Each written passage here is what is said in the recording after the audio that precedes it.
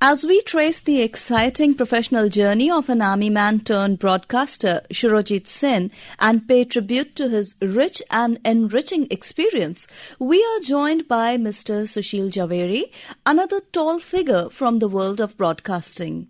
A veteran commentator who retired as chief newsreader, 89 years old Sushil Javeri is settled in Ahmedabad, Gujarat. What are your experiences about Surajit Sen?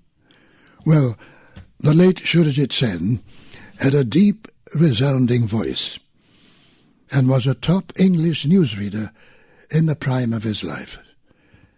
He became chief newsreader in the 1970s, till he left AIR in 1981.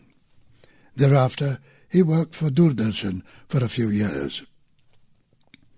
Surajit went to a dangerous terrain as an AIR reporter during the India-Pakistan conflict in 1965. He broadcast running commentaries on the funerals of a couple of presidents of India. He also broadcast running commentaries on hockey and football championships in India and abroad. Now, the first time I heard Surajit Sen broadcast the news in English was probably in 1950, when he was 25 years old. He was among the first three best English newsreaders then, the first being Melville de Mello, an Anglo-Indian. The second was Mrs. Roshan Menon, a Parsi lady, and Surajit Sen, the third best. I joined the news services of All India Radio in Delhi in 1956. I was sitting at the newsreader's table, which Surajit was slowly approaching on my first day. We introduced ourselves. We chatted, each one vying to impress the other with his proficiency in English. We became very good friends indeed. After he retired at 60, Surajit married a Bengali lady in Calcutta. It started with a bad omen. There were two trains with the same name, Rajdhani, one plying Delhi-Calcutta and the other Delhi-Bombay, both departing at approximately the same time at 4:20 in the evening, 420. After his train steamed out of the Delhi railway station, a lady from the Hindi news of All India Radio, travelling in the same chair carriage, asked him whether that was to be his first visit to Bombay. He raised his eyebrows and proudly said he was heading for Calcutta to get married 2 days later. But the lady insisted with a frown that she and the Rajdhani train were destined for Bombay. He refuted with a smirk, but she convinced him of the truth with her ticket and a gentle smile. He was shocked, dumbfounded, with mouth wide open. The first stop was Mathura, 80 miles away, where Surajit quickly got down.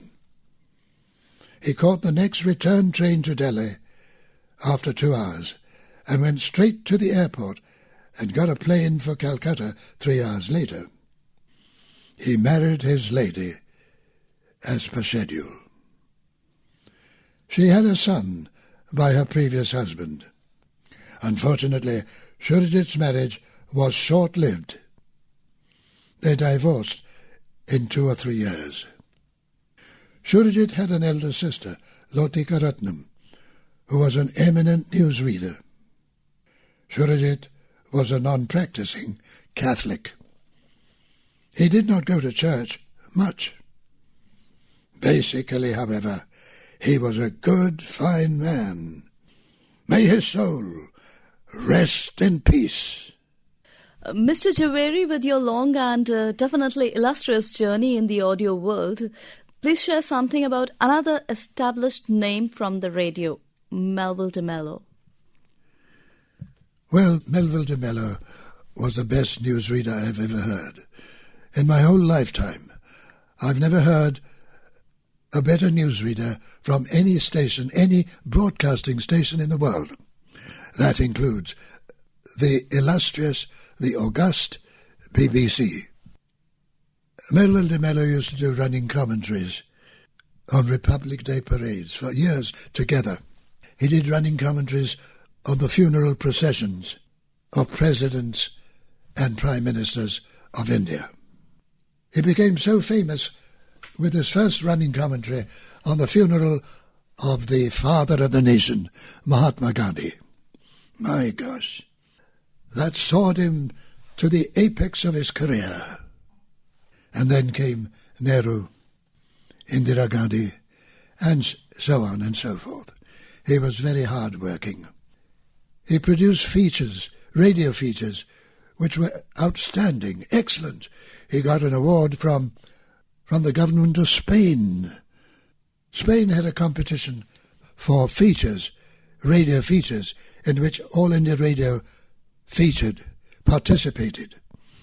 And the feature was produced by Melville de Mello, and AIR got the first prize, thanks to Melville de Mello. So that was good old Melville. He was a tall man, 6 foot, I think, almost 6 foot, I would say. Very fair like an Englishman.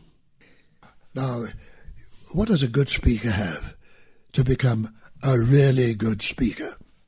3 assets are required. 1, a pleasant voice, a really good voice. Now, we are all endowed with our voices by nature, by God. He was endowed with his voice by God. It was an outstanding voice. Unbelievable, incredible, the nature, the texture of his voice. The second asset required is a style of delivery, the art of projecting your voice, the art of reading and projecting your speech, whether it's written or whether it's off the script. And the third is the diction of the language in which you communicate. He had all those 3 qualities. If I were to give him 100 marks, if marks were to be obtainable out of 100, for the first segment, that is the voice which God gives us, I would give him 100 out of 100, thanks to God. The second was the style of delivery. Unbeatable. I've never heard such a style. 100 out of 100. The third was his diction of the English language, 80 marks out of 100, which was very, very high for an Indian, or for a foreigner, a man who's foreign to the English language. Mind you, he was an Anglo-Indian, so English was his language, his mother tongue, but not the same as an Englishman, but it was his mother tongue. So I would have given him 80 out of 100. So in all, he would have got from me 280 marks out of 300. That was good old Melville de Mello.